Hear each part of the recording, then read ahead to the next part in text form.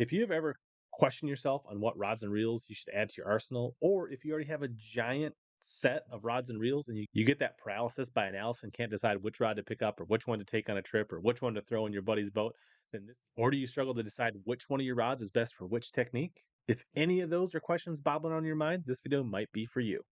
I have a few dozen rod and reel combos that I pretty much keep in my boat all of the time.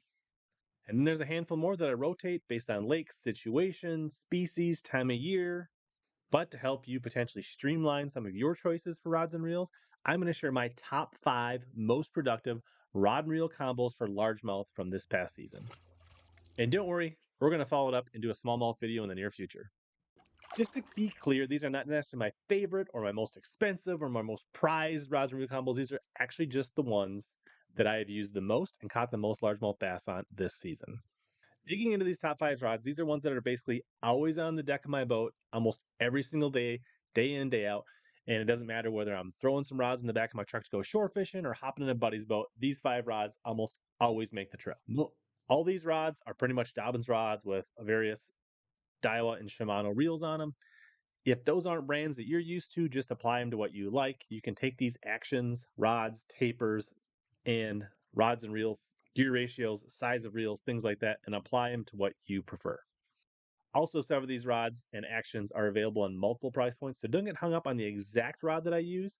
But if you do want to keep track, and don't worry about taking a bunch of notes, it'll all be listed and detailed out in the description, so you can just go and check out any of the rods and reels that I talk about. Number one is probably not going to be any surprise to any of you that follow the channel or watch any of my videos.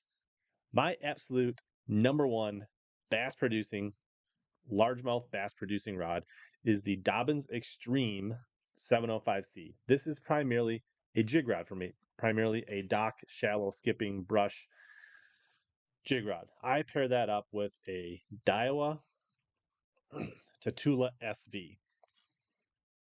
Spooled almost always with 20 or 22 pound. Right now it's got 22-pound Sunline shooter on it. This is a 7-foot even rod, mag heavy. So I like a 7-footer. It's the perfect combination for me for dock skipping, accuracy, but tons of power to get fish out, jig around shallow, heavy cover.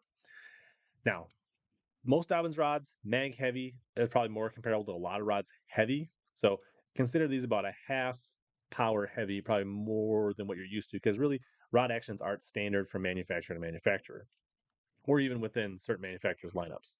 I do love fishing a jig, and I do love fishing docks, and I do love fishing shallow cover. So that's primarily why this one is so high on my list. This Tatula SV is a 7.11 for this application. I would either like a 7 or an 8-speed reel. So short, accurate cast, getting that line back in, catching up fish, zipping off. It just makes you more efficient over time. And so most all the time, I would say 80% of this time, this rod will have a 3/8 ounce bass tag jig on it, and about another 20% of the time will have a 1/2 ounce bass tag jig. You typically tipped with some kind of craw, like a menace grub or a speed craw or something of that nature. This one still got one from later in the year, all trimmed up finesse style because the water was getting cold, still catching bass.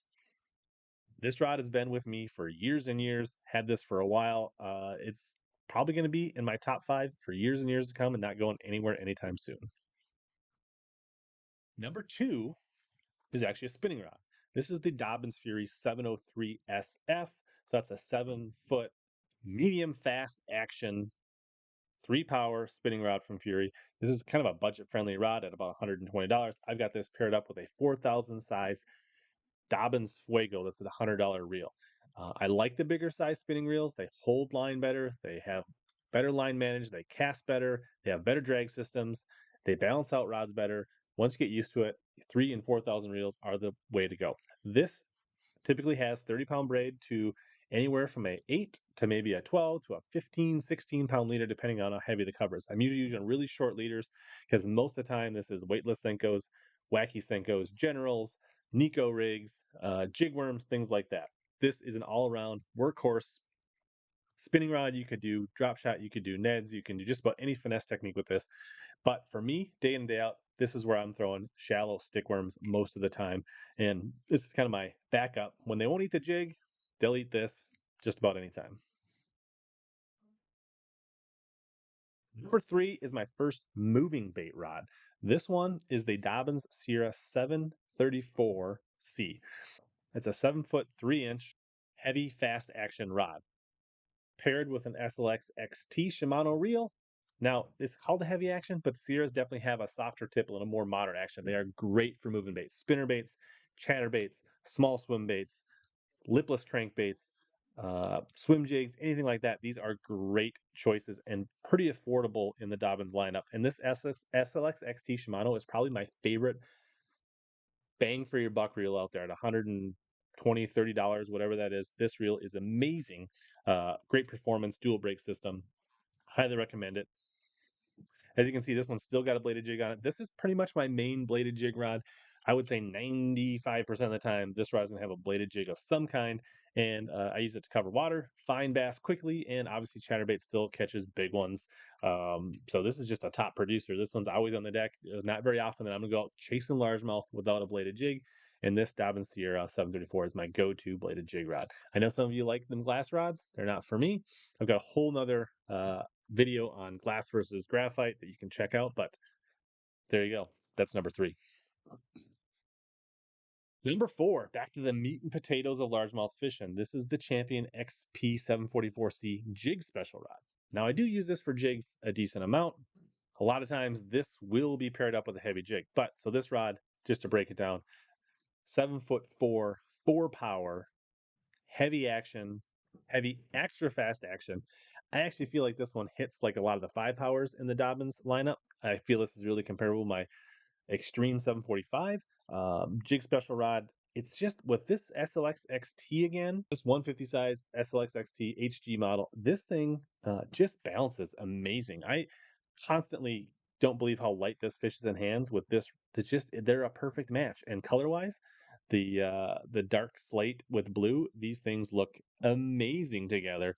So I love the looks. I love how it fishes, and I love it how it hits bass in the face when you jerk on them. So typically this is going to have 20-pound fluoro on it, full handle grip. I like that for my heavier action rods when possible. And most of the time I'm flipping, grass with this. This could have anywhere to a half, 3/4 ounce creature crawbait, tube cross, something like that, or a 3/4 ounce, 1 ounce tungsten bass tack screw lock grass jig. Those are the two things that stay on there a lot. But this rod actually does a lot of other things well. You could throw mag drafts on it. You can throw preacher jigs. You could throw Carolina rigs, football jigs, any of that stuff that you're going to throw 17 to 20-pound fluoro and you want that heavier action. It's got enough tip that you can do some of those more field techniques and more moving baits, but it hits hard as a jig and flipping rod as well. And that's why I have really loved this one. A year or two ago, it would have been the Dobyns Extreme 745 getting most of the love. Now, this one has kind of slipped in and displaced those as a day-to-day everyday bass catcher. I still love those rods. They're still my favorite, but this one definitely was more in hand this season. Number 5. And as I see number 5, we're going to have an honorable mention in here too, so don't run away too quick. So this is the only rod with braid on it in the lineup. Dobyns Champion XP735C full handle. I like full handles for braid rods and heavy application. So this is a 7'3" mag heavy fast action rod. It's a great jig rod. It does a lot of things, but with braid, I really like it for frogging. Now, a 736 is a great frogging rod too if you're really in the heavy stuff, but as something that is a little more versatile that I can do more things with, I do like the 735. I've got this paired up with a Dial Coastal 8-to-1 gear ratio, 65-pound braid. Love how this casts. Love how it hits. It's basically a blue Zillion with a little bit beefier frame for saltwater coastal things like that. So it's like if you like the Tatula SV, you're gonna love the coastal because it's a beefier saltwater version of that without much extra heft or weight. Casts great. Great leverage with this bigger handle for digging in and dragging out frogfish. I mostly use this for frog, but I will use it for big baits, big buzz baits, big ploppers. I can flip with it on braid if I need to in a pinch. So this is kind of my muscle rod, more versatile. I've got some heavier, bigger flipping sticks, but day in and day out, this is the one I grab to first as a more versatile option for frogging and flipping and things like that.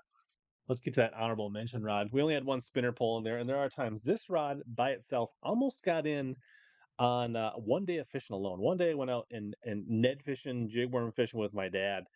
Absolutely smoked him. And the Dobyns, I guess this is a pre XP 702. You can't get this anymore, but you can get this in the XP new versions.